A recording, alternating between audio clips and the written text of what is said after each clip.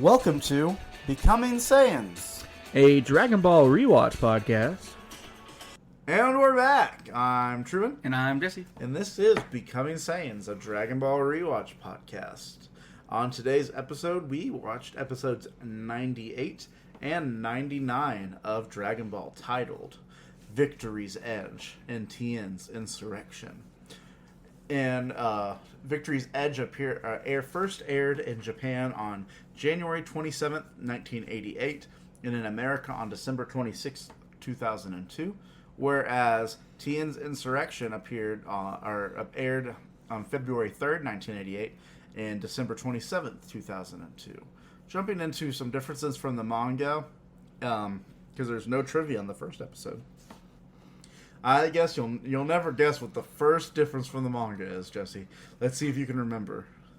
Is it that they're not in this crowd, so there's no crowd scenes? Yeah, that's exactly it. It's Yamcha, Bulma, Launch, and Puar are not present, which means Tien doesn't notice Yamcha there.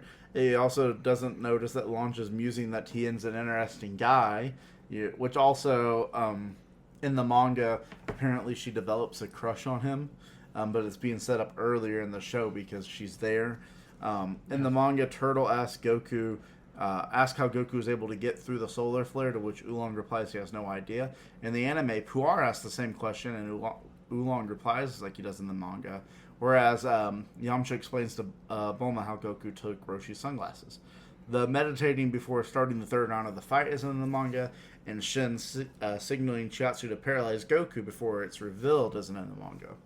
So in the manga, there's no like, do it, It's like, it just happens, and you're like, what the heck is going on with Goku? And then you're like, oh, it's... Like, there's no like, sneak of, like, Shin's got something up his sleeves, and then he stops fighting. Yeah. So, Jesse, moving on to the next episode, there's, again, no trivia, just differences from the manga.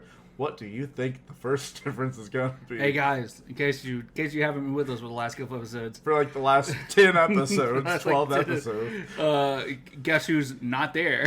In the manga, Yamcha's leg got broken, so he's not in any. Well, Yamcha's leg is broken. He just showed up in the anime. But in the manga, he's still in the hospital, because all this happens over one day, so everyone's there. Everyone's taking care of him in the hospital. Yes. So, again, there's another... so Yamcha noticing Chiatsu is holding Goku isn't there. In the manga, it does not say who it was, but the launch thing doesn't happen either.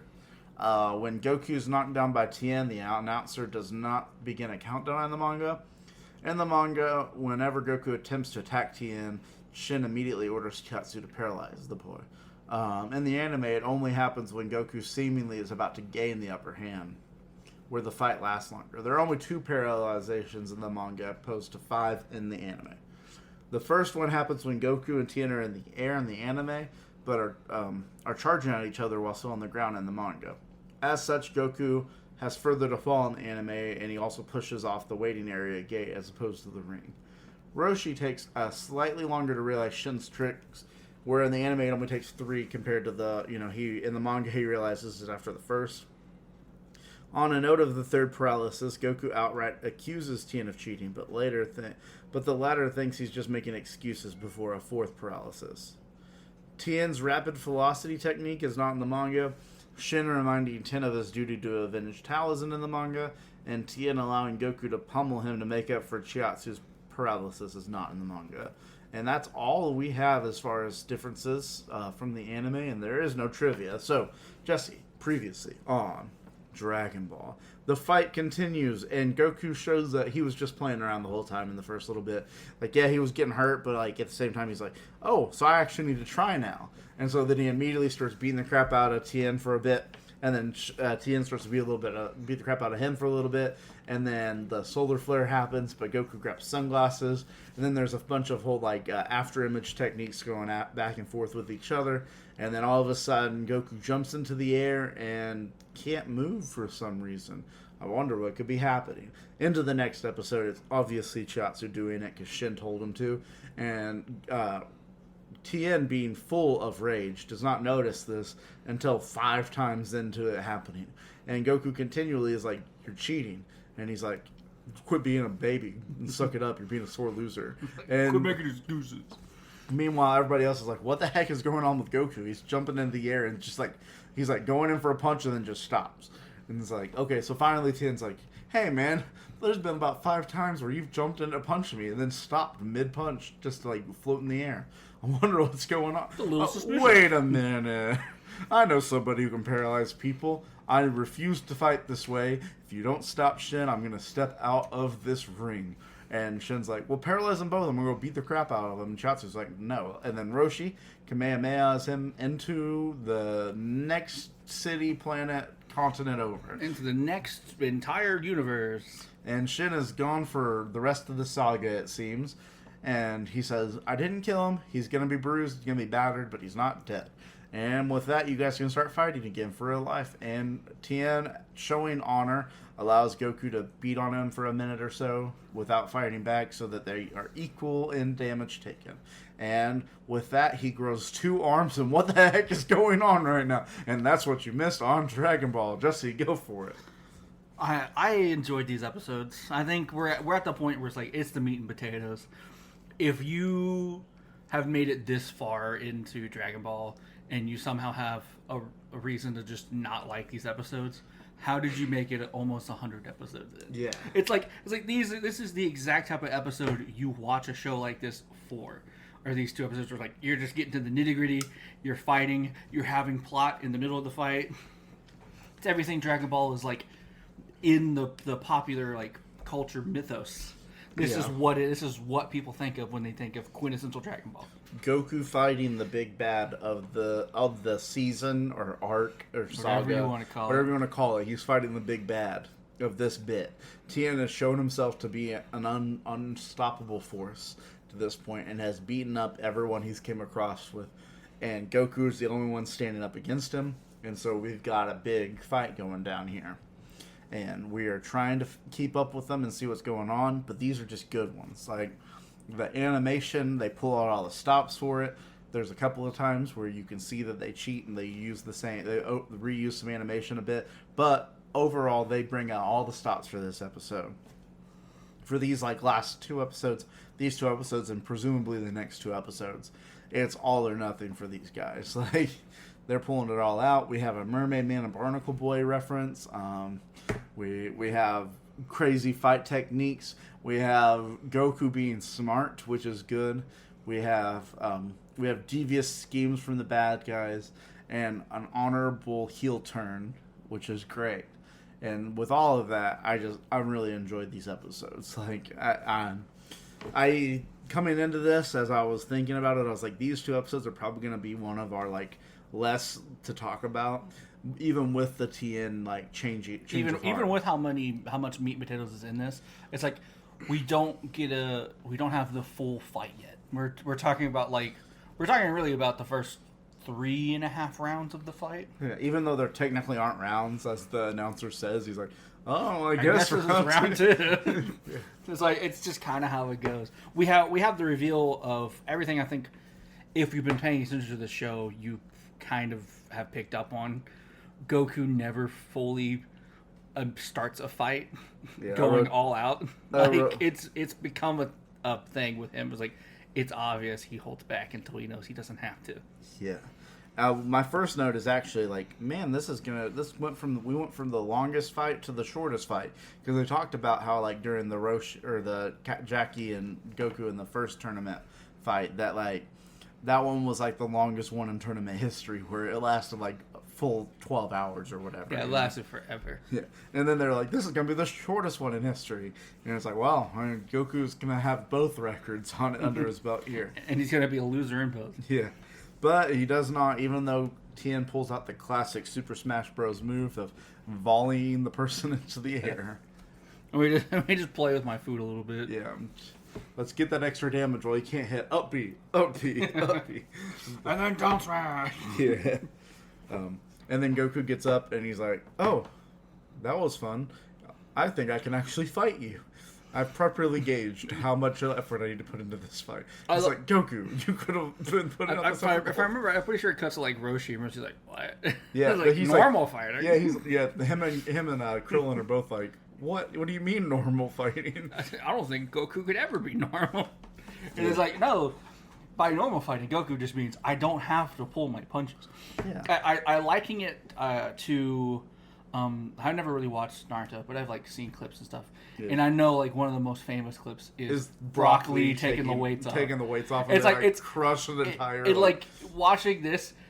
It feels like part of where maybe that idea came from of having a character be able to do that, because it feels like Goku being like, oh, I don't have to like have these weights on anymore. Yeah. And he drops them. And you're like, oh, yeah. And then they're like mountain crushing amounts of weight. Yeah. And it's just like, oh, no. Yeah. Tien might be the one who dies. Yeah. And that is kind of what it feels like, too. He finally found somebody worthy of his time, is what it kind of feels like, you know? There's Goku. Goku loves fighting, and he loves, like, fighting on an even playing field. Which is why he loves to pull his punches. It's also similar to, like, Spider-Man. Yeah. Spider-Man can kill kill any of his bad guys with one punch. Yeah, like it's probably closer to Spider-Man because Goku doesn't want to kill people. Yeah. But he also he has to pull to not kill, and that's what Spider-Man has to do. He has to pull to not kill. Same with Superman. Like Superman has to he does the same thing where he has to like demonstrate. He has to gauge how strong the person is. I mean, that means getting beat up a little bit, so he can realize how much effort he has to put into it. Yeah, Superman is the obvious comp. Yeah, the one that's almost the 1-to-1. Like, but like it like in my immediate thing, like it also throw in Peter Parker, like all of them, where it's just like the characters that can't go all out, because if they go all out, they'll just kill everything.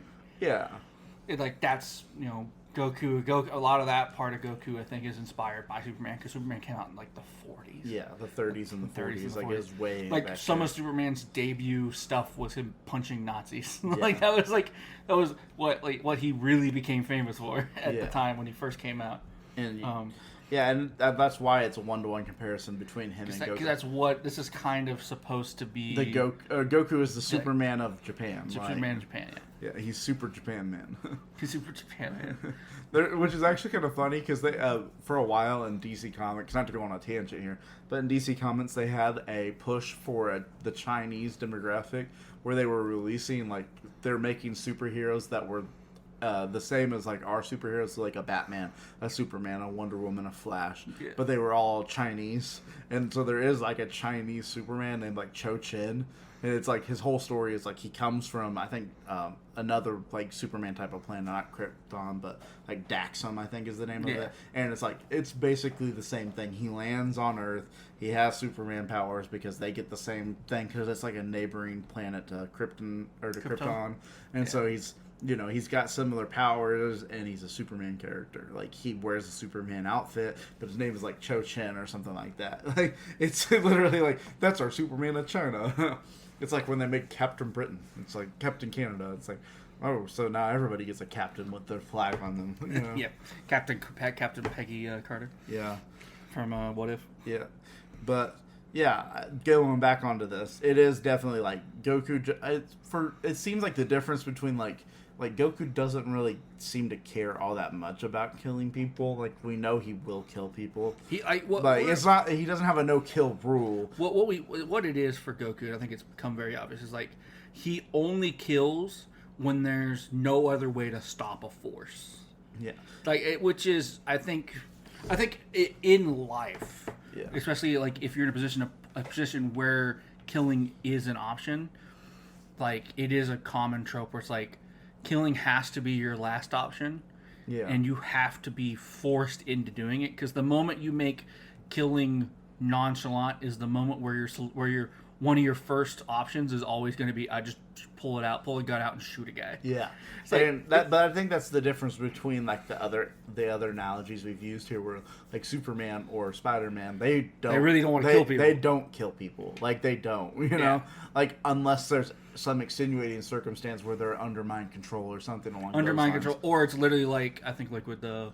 Like Doomsday, where it's like unless it's a being that will not stop unless obliterated. Yeah, but normally they're gonna try to find the other way. And Goku, it's more just like I don't want to kill people because I enjoy fighting, and if I kill you, the fight's done.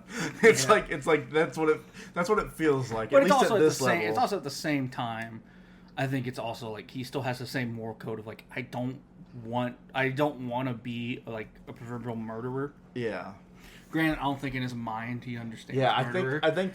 But it's one of those things where like I think he's so nicely naive about everything that like that's just how he is. Like it's built in a different way where it's like a lot of those characters are self-aware of like, I don't want to murder because that murder is bad. Goku's more like, I don't want to murder because murder is bad, but because I'm a good person. Fighting is fun. I like fighting. Why would I kill people? It's not as much murder is bad, but murder is still bad in his mind. Yeah, but it's why he like takes the step to like kill Tao in a way. Like even though I think he accidentally kills Tao, it like a little bit accidentally kills Tao, but that's like the reason why he was so aggressive with Tao is because he literally killed a guy in front of him.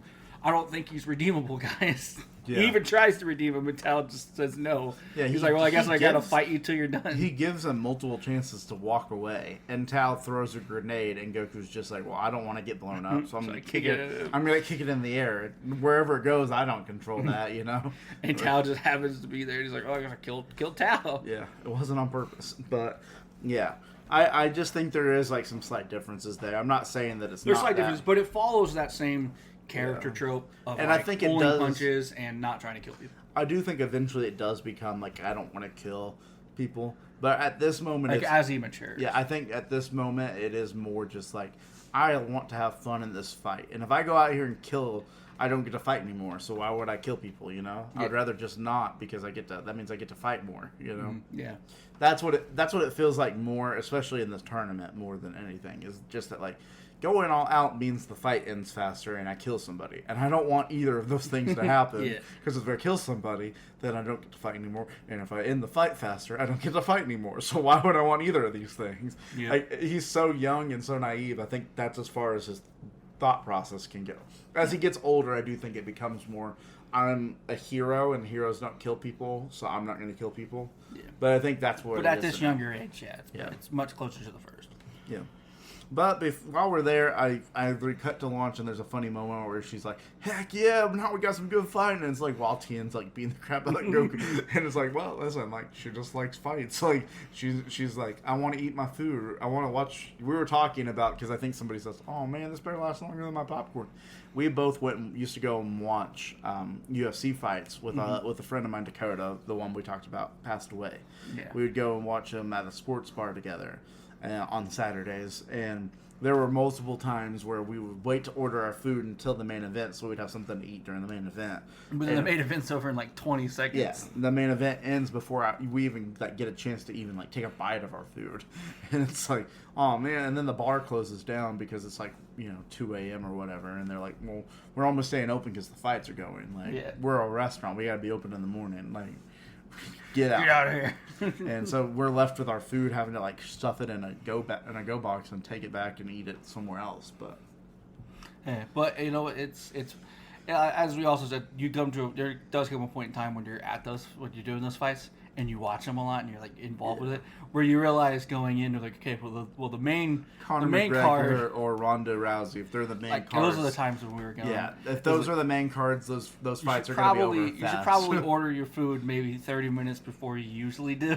Yeah, like either Connor's going to lose in the first round or he's going to win in the first round. Same goes for Ronda Rousey. She was either going to win in 30 seconds or lose in a minute and a half. Like there was like they were like, I'm going to go as hard as I can at the beginning. They were built on. They're both fighters that are built on.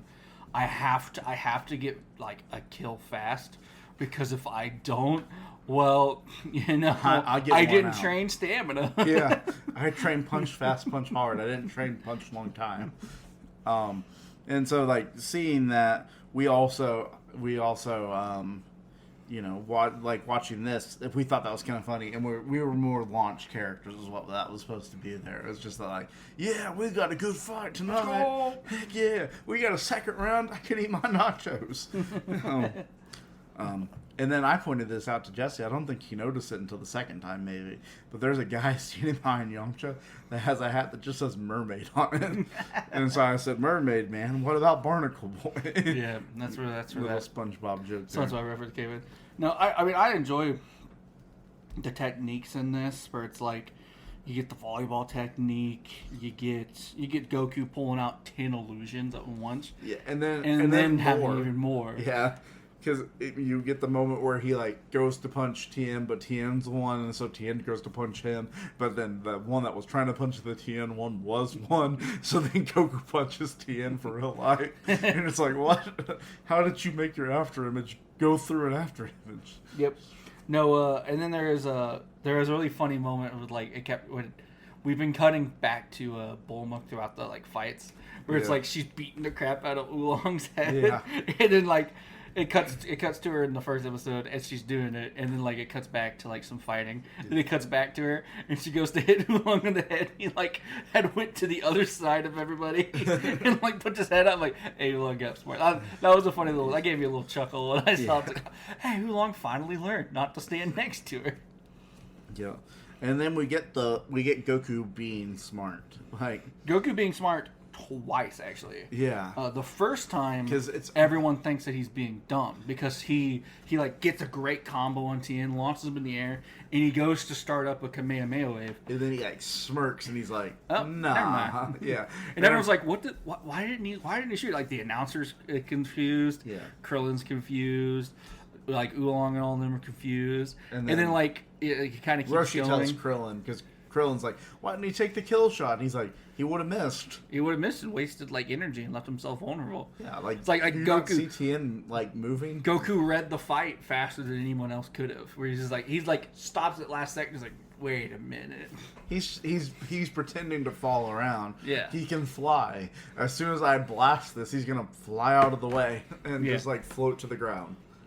And then you have the solar flare towards the end of this episode, where Goku's seen the solar flare because it was used against Jackie, and so he runs and steals Roshi's sunnies so that he can like put the sunglasses on, and then not be affected by the solar flare because he's wearing sunglasses, and then stop his punch and just absolutely nail him into the air. Yeah, and he hit like a face. That was really good. How can you? Because as Tien's rushing in, like he's fully defenseless. Yeah, he's going for the kill shot. He's expecting a kill shot. He's not expecting anybody to counter the solar flare. No one has apparently in his entire life, I would guess. Yeah, because nobody's thought, hey, what if we grab some sunglasses? Or they're not prepared with sunglasses. Because most of the time when you're fighting someone in a ring, there's not sunglasses available within distance to get to and get back and then defend yourself. He got hit so hard. You know what they did? Played it thrice. They replayed it 3 times. Played it thrice. Yeah. We have a lot of thrice hits. I didn't write them all down. Yeah, but that was one I did write down because it was like right there at the end. And then we see Shin whispering to Chiatsu, and then we see Goku going in for like a flying attack and just like getting frozen and getting punched all. And that is where it cliffhangs on the first episode. And we both were like, I wrote down freaking Chiatsu. I even mentioned it to Jesse. This probably isn't a spoiler for you. I feel like you're smart enough to see this. I think we wrote down our Chiatsu thing at the same time, and then you said that was obviously Chiatsu, right? And I was like, yeah, no, that's Chiatsu. I was like, I hope this isn't spoiling it for you, Jesse, but that was Chiatsu. No. Because I was like, Tien's not going to do anything that dirty. Because if he was going to do something that dirty, he would have done it 10 minutes ago. Plus, we also haven't seen him use like telepathy to stop him. If he was going to use telepathy to stop him, he would have done it earlier. That's what I'm saying. Like, if Tien was ever going to use telepathy, he would have done it right. It would have been the cliffhanger on the mid credit. Yeah, not at the end. Yeah. To obviously end with this Shin thing, like leaning over, like I want to tell Chiatsu to do this. Yeah. And this is where we cut to the next one, which I don't have as many notes for because it is just a lot of Tien beating the crap out of Goku. Goku saying, Tien, why are you cheating to win? You haven't been cheating this whole time. Everyone else figuring out what's going on. And Tien being like, I'm not cheating. Quit being a sore loser. I'm going to beat you up some more. And Goku being like, I can do this. Oh no, I'm frozen again. And we do the whole thing over again. Goku hits the ground. He's like, Tien, why are you cheating? My biggest complaint, and like I think it can easily be explained as Tien's so focused and filled with rage and trying to win this fight that he's just oblivious to anything that's happening. And the other explanation is metatextual, which is that the writers need to pad this episode out an extra 5 or 6 minutes, and so we gotta have them not see what's going on. Not figure it out to like the mid-credit or whatever. In universe, it's that Tien is blinded by fury that, like, number one, that Goku's calling him a cheater, and number two, that he's trying to kick the crap out of Goku, that he cannot focus on what's going on. And also, like, in his experience, a lot of the people he fights probably call him a cheater because he's just so much better than him. So it's the fact of, like, when you're good at an online game and you get called cheater, it's actually builds your confidence up more when you're not cheating and you're getting called a cheater. Yeah. It's probably having that type of ego boost to him right here. Yeah. So he's just oblivious to the fact of, oh no, cheating is actually happening. Yeah. It's just I'm not the one actively doing it. And I'm going to go ahead and spoil worst part for the audience and for you. My worst part, because there's not a whole lot of bad, is the fact that this took so long for him to figure it out. Like, he should have been like... Not that this is awful, not that the animation about it is bad, not that it's not fun to watch in a little bit, like if it was your first time watching it and you weren't sure what's going on, like, not that you wouldn't be like, oh, this is bad, Goku could lose, you know? But it is just like, come on, you didn't have to do it 5 times. The manga did it 3 times, and that's probably rule of threes. That's probably about as long as you need to do it. Adding those other 2 ones just felt like padding for time. And though it's not awful, it is the worst part of these 2 episodes, in my opinion. Just to get that out of the way ahead of time. We'll check in on years later, but that is just like, you know, come on, Tien, you're not that stupid. Like, you can see Goku jump into the air, like, with a punch, and then freeze and hold his hands out for you, and just let you punch him in the stomach, like, 20 times. It's like, you can't be that. Like, I get maybe the first time. Maybe but like, the second time. But, like, I would even argue by the second time you should start getting curious.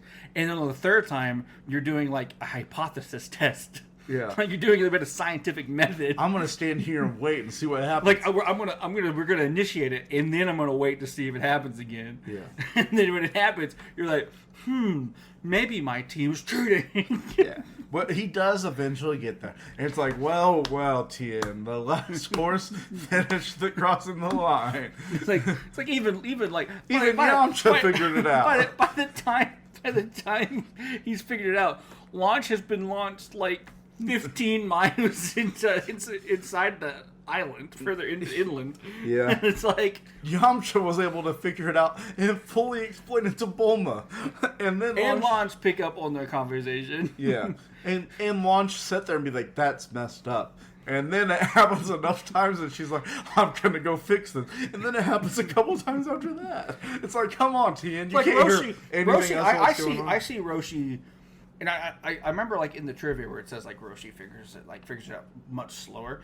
For me, I thought he figured it out by the second time it happened. Like, yeah, the first time it happened in this episode. Yeah. After it first happened last episode. Yeah. I saw him pick it up on the second episode. But it sounds like they said he didn't pick up on it until the third one. I was like, I thought he picked up on it on the second one. Well, I think what they were meaning is he doesn't say it until the third one. Yeah. Because even in this one, he doesn't say it until the third or the fourth one. He, like, notices it immediately, and he's like, But in my thing, it's like, I would say he picking up on it means that you have a moment of clarity, whether you say it out loud or not. Yeah, but I think that's how I interpret it. But that does make sense of how they're interpreting context of writing and stuff. You know, but it's like it's the fact that everyone else figures it out. So like Goku knows something's going on, but obviously it's because it's happening to Goku. But he doesn't know who's doing it. That's why he's accusing Tien of doing it. Yeah, he's never seen. He knows that this group of people can use telepathy because he saw Chiaotzu do it. So he's figuring. He's kind of holding. There's no way Shin and Chiaotzu are cheating, so it has to be you using this technique, and this is BS. You know. Yeah. Like, even if it's not technically, like he's naively making Shin nicer than he is. Closer to Roshi, where Roshi would not interfere in this fight. Like, you know, he would not, like, go out and try to hit Tien or do anything. Because it's like, this is your fight, and you're going to do it. But Shin's like, I don't care about that. I always want Goku to die. Yeah. I want you to kill.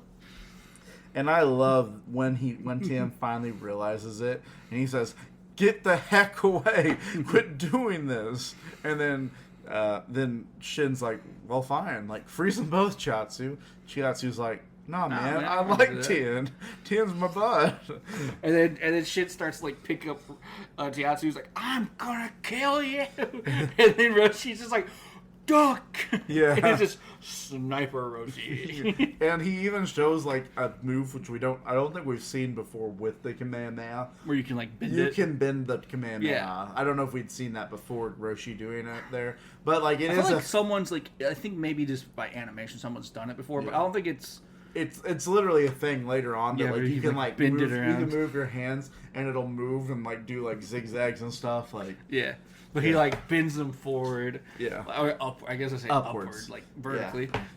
And launches them into the and stratosphere. Shin is blasting off again. And Tien's like, "Did you just kill him?" He's like, "Nah, he's gonna be bruised, but he ain't gonna die. He's too old and crotchety to die. You know, come on, like." Man, literally too angry to die. Yeah. But in this, which we've kind of skipped over, is just like how honorable Tien is compared to Shin.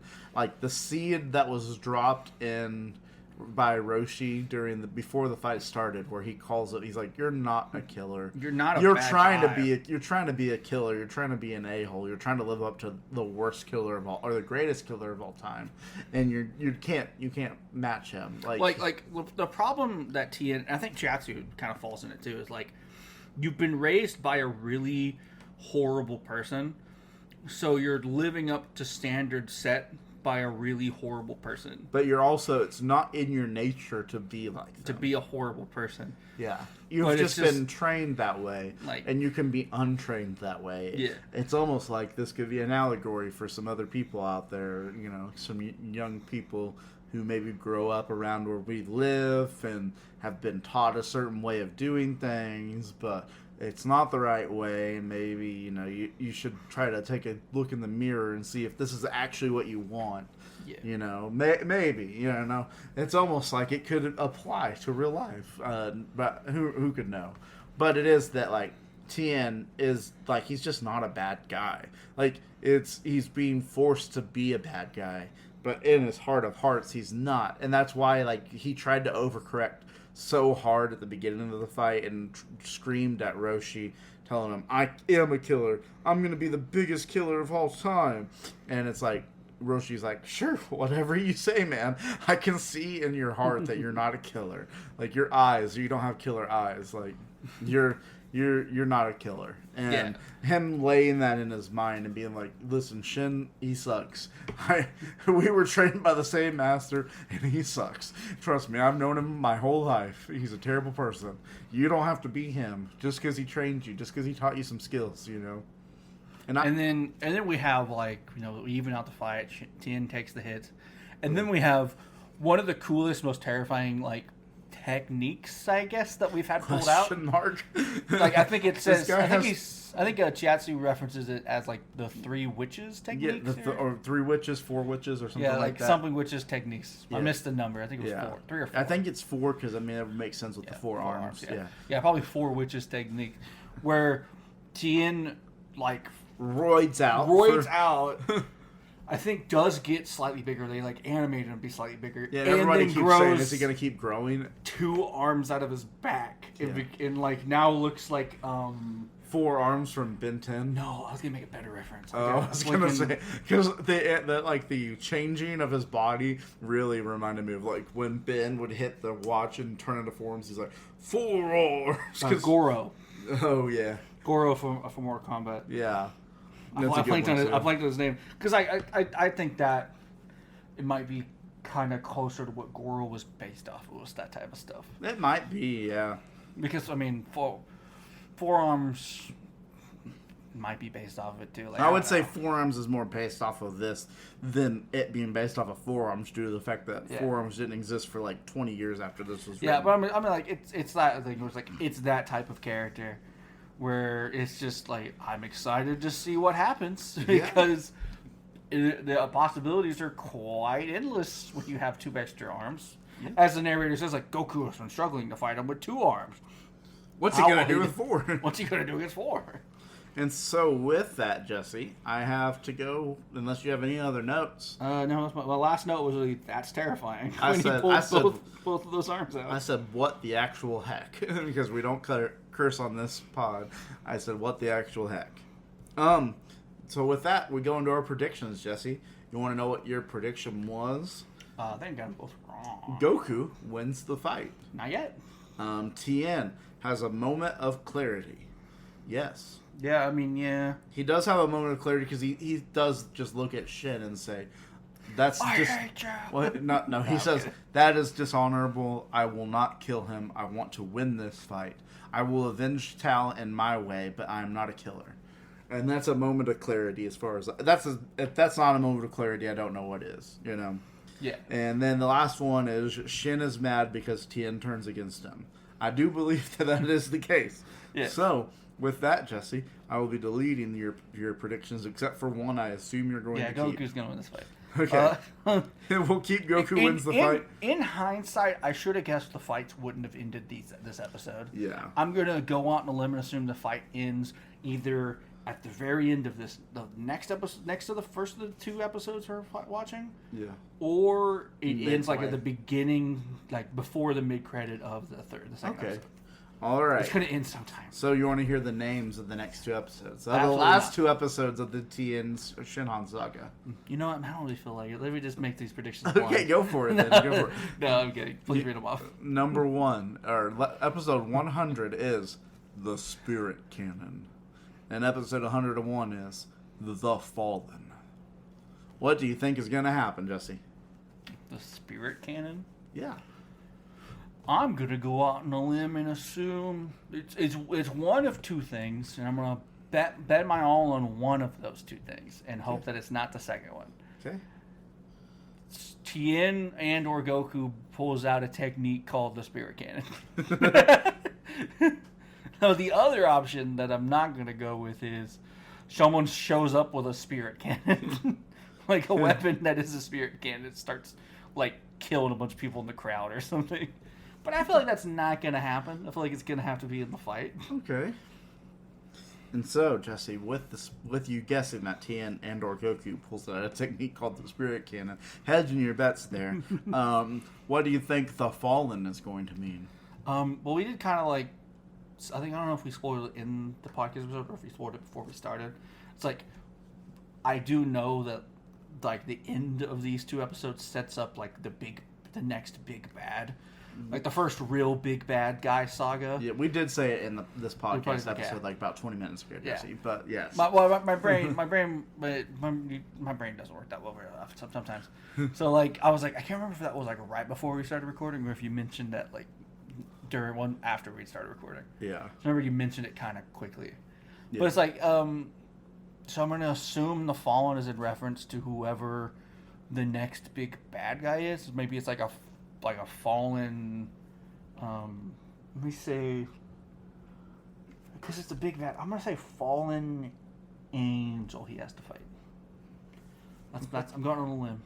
It could literally just be like some like bad guy from like another fighting clan or something. Could also just be that the Fallen is just like the name of the bad guy. It could also just be like literally referencing maybe like one of them falls out of the sky in the fight and that's why they're the Fallen.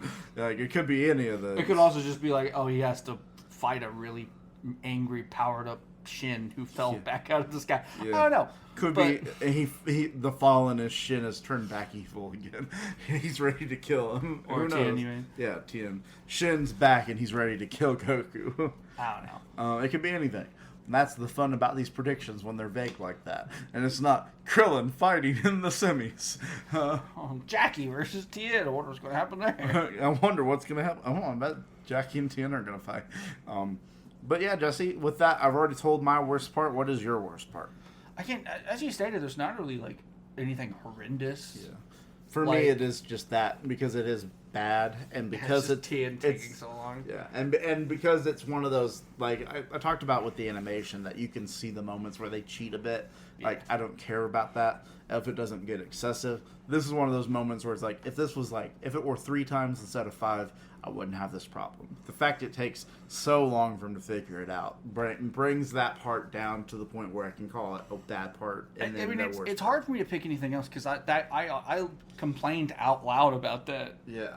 While we were watching it, the same thing where it's just like, Tien, surely you figured this out like the second time. Yeah.